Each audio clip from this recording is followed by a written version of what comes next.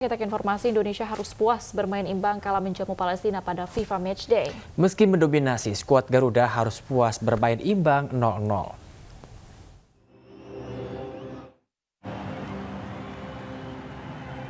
Indonesia gagal menang kala menjamu Palestina pada FIFA Matchday di Stadion Gelora Bung Tomo, Surabaya, Jawa Timur.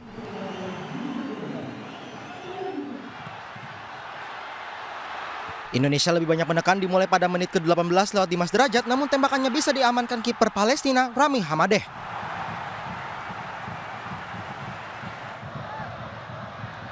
Tekanan Indonesia berikutnya hadir pada menit ke-31 kali ini lewat Marcelino Ferdinand memanfaatkan umpan backheel dari Rafael Struijk. Namun tembakannya kembali berhasil dibendung Hamadeh.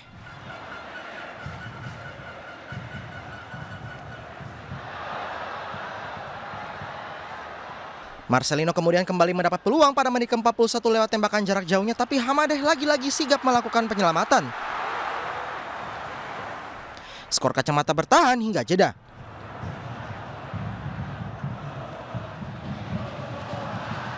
Pada babak kedua, tepatnya pada menit ke-56, pasukan Shin Tae-yong kembali mendapat peluang kali ini lewat Yaakob Sayuri. Namun peluangnya belum berbuah gol. Memasuki menit ke-65, Palestina mendapat peluang terbaiknya lewat Mohamed Rashid. Tapi sepakannya masih melebar.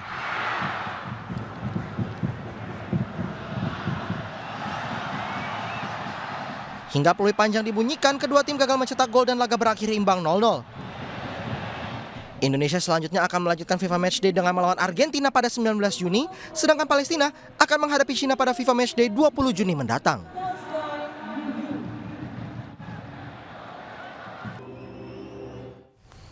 Ya, pemirsa, meski bermain imbang 0-0 melawan Palestina, pelatih Indonesia Shin Tae-yong mengapresiasi performa para pemain. Ya, pelatih asal Korea Selatan juga mengatakan akan memperbaiki segi permainan pada ajang pertandingan berikutnya. 네, 경기력에 있어서는 우리 선수들이 상당히 잘해줬고 열심히 했다고 평가할 수 있지만 스코어에 있어서는 좀 아쉽다. 우리 선수들이 한 두세 골은 우리가 오늘 넣어줬어야 되는데 그러지 못했던 부분에서 좀 아쉽지만 이런 것을 개선하면서 우리는 더 앞으로 전진할 것이다 보시면 되겠습니다. Ya, tentunya pertandingan malam ini tidak sesuai dengan apa yang kami inginkan, karena memang di awal memulai pertandingan ya kami menargetkan 3 poin, memenangkan pertandingan, tetapi dengan hasil akhirnya 0-0 ya tentunya kami juga bersyukur karena tidak kebobolan, dan kami akan memperbaiki lagi di pertandingan berikutnya. Terima kasih.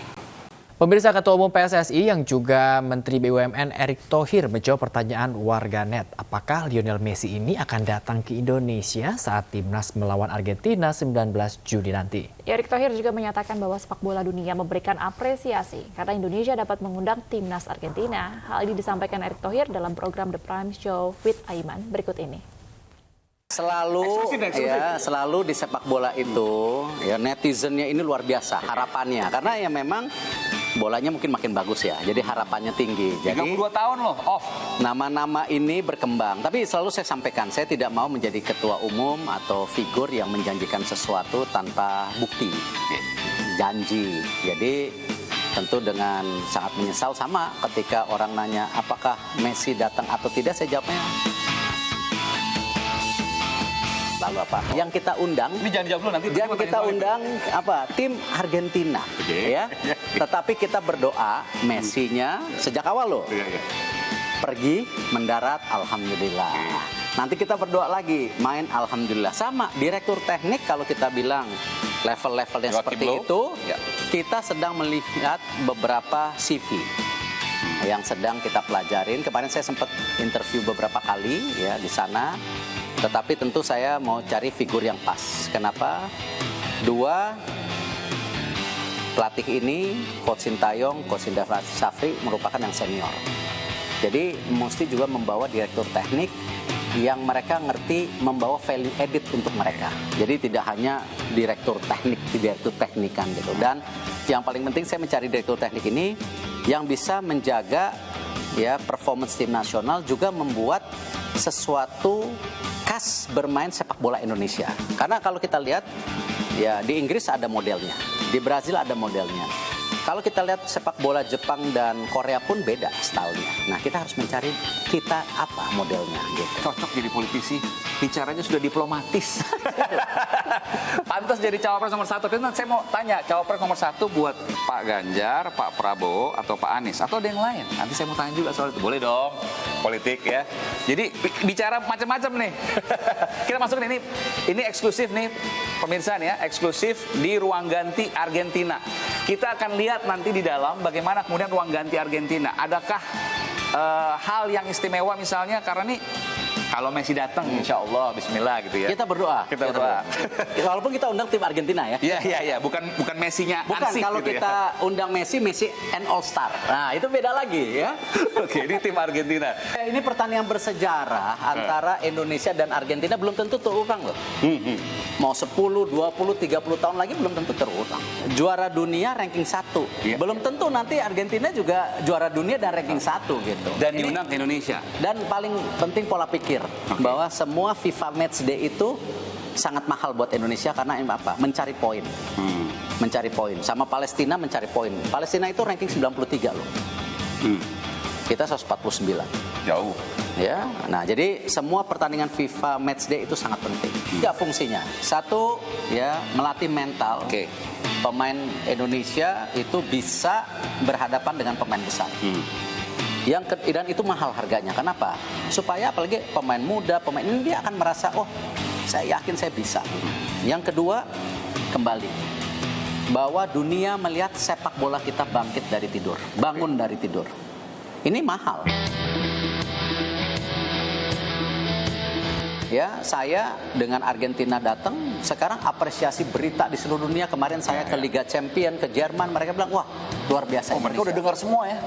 Semua dengar dan mereka bilang luar biasa Indonesia. Pemirsa, Partai Perindo memperbaiki jalan rusak di Kabupaten Bekasi, Jawa Barat untuk membantu melancarkan mobilisasi masyarakat. Sementara itu di Kabupaten Serang, Banten, masyarakat meminta Partai Perindo melaksanakan fogging untuk mengantisipasi penyebaran penyakit demam berdarah.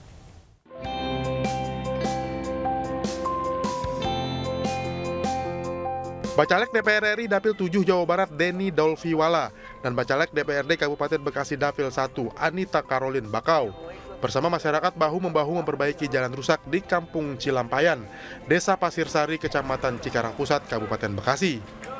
Masyarakat sangat senang dengan adanya perbaikan jalan yang sudah lama rusak ini. Sebab jika musim hujan jalan tersebut sangat susah dilalui oleh warga karena sangat berlumpur. Dan ini sebetulnya sudah tahap kedua. Tahap pertama kami sudah lakukan di hari Minggu kemarin. Dan ini tahap kedua dan kami lakukan ini ada kurang lebih 500 meter ya. Kami turunkan ada 5 dump truck untuk perbaikan jalan pada minggu kemarin dan juga hari ini. Dan ini kami harapkan bisa berdampak buat masyarakat yang tinggal di desa ini ya, karena ini adalah satu fasilitas jalan yang setiap hari dilalui oleh warga buat beraktivitas. Sementara itu di Kabupaten Serang, Banten, Partai Perindo menggelar fogging di perumahan Cikande. Ratusan rumah diasapi untuk membunuh jentik nyamuk penyebab demam berdarah. Yang merupakan fogging ini adalah merupakan program rutin dari Rescue Perindo Banten juga. Dan ini untuk memang kami dapat laporan dari warga bahwa sudah ada 3-6 yang kena korban. Fogging merupakan salah satu program nyata yang dilakukan Partai Perindo kepada masyarakat dalam membantu menjaga masyarakat dari penyakit demam berdarah. Tim Liputan iNews melaporkan. Pemirsa, relawan perempuan dan anak Partai Perindo mendampingi korban kekerasan seksual memenuhi panggilan penyidik Subdit 4 Ditkrimum Polda Jabar sebagai saksi. Sementara itu, DPD Kartini Partai Perindo Kota Palembang menggelar senam untuk menjalin silaturahmi dan menjaga keharmonisan bersama masyarakat di Kelurahan Lebung Gajah, Kecamatan Sako, Palembang.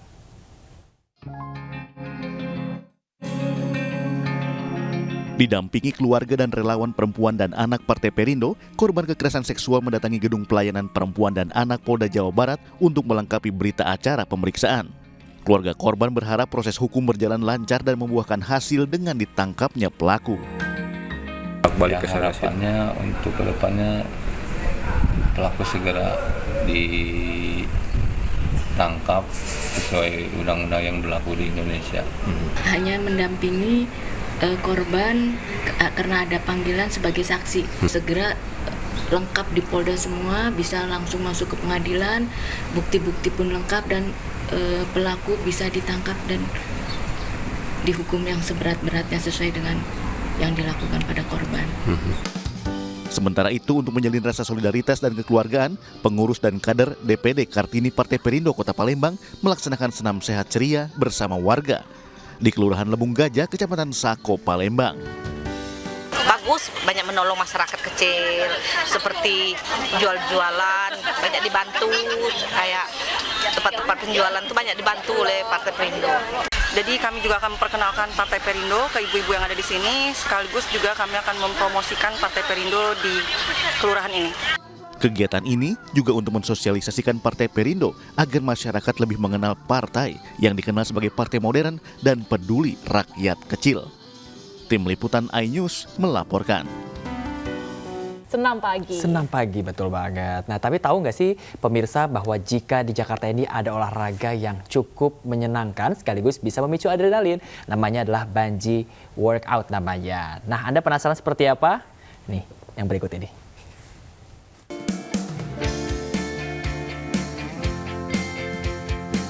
Melayang di atas udara, berputar-putar, hingga push up dengan satu jari. Ya, inilah keseruan yang bisa dilakukan dalam olahraga bungee workout.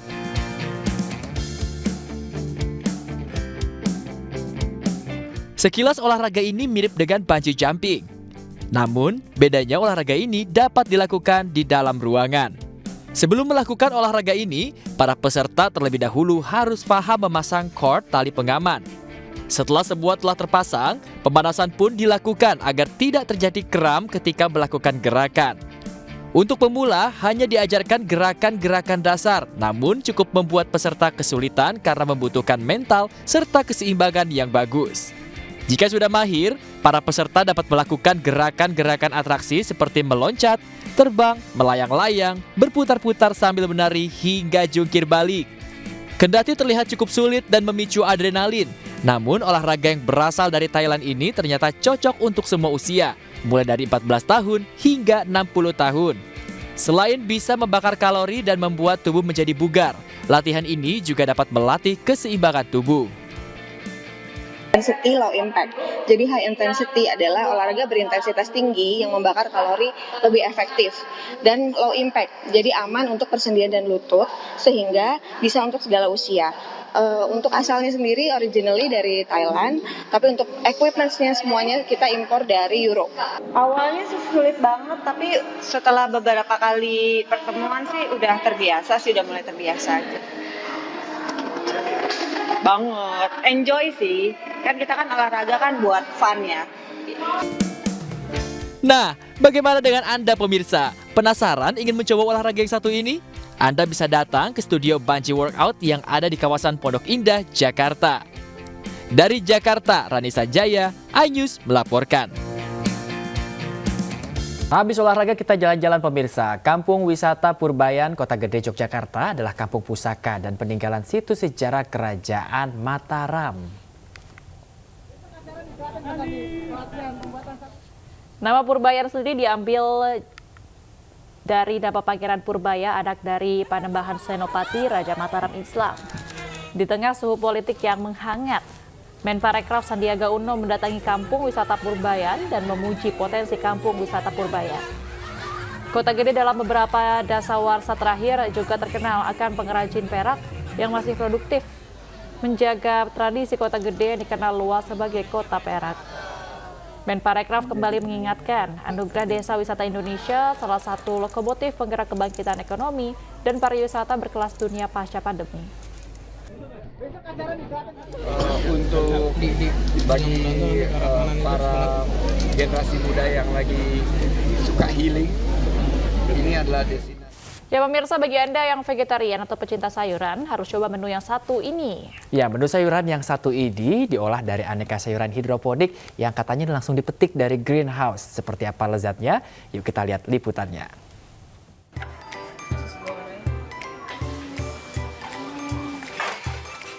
Sekilas, menu sayuran ini terlihat seperti menu sayuran pada umumnya.